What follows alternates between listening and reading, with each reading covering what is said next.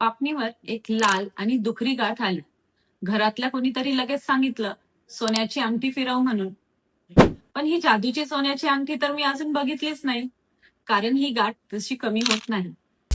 या पापणीवरच्या गाठीला आपण स्टॅग किंवा रांजणवाडी म्हणतो. पापणीवर खूप साऱ्या ग्लँड्स असतात.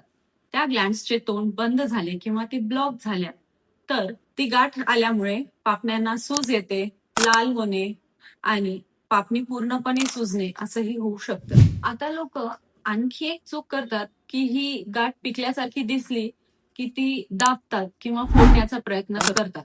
असं अजिबात करू नये, कारण जर असं केलं तर आजूबाजूच्या भागामध्ये इन्फेक्शन स्प्रेड होऊ शकतं किंवा ते गाठ डोळ्यामध्ये फुटून डोळ्यामध्ये पण इन्फेक्शन होऊ शकतं.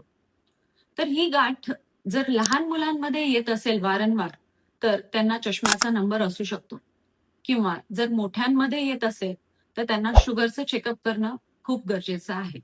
तर या रांजणवाडीवर सर्वात सोपा उपाय म्हणजे घरच्या घरी आपल्याला एक स्वच्छ कापड घेऊन कोमट पाण्यात भिजवून ते डोळ्यांवरती 5 ते 7 मिनिटं दिवसातून 3 वेळेस ठेवायचं. याच्याने ग्लँड्सचे तोंड उघडायला मदत होते आणि इन्फेक्शन कमी होतं.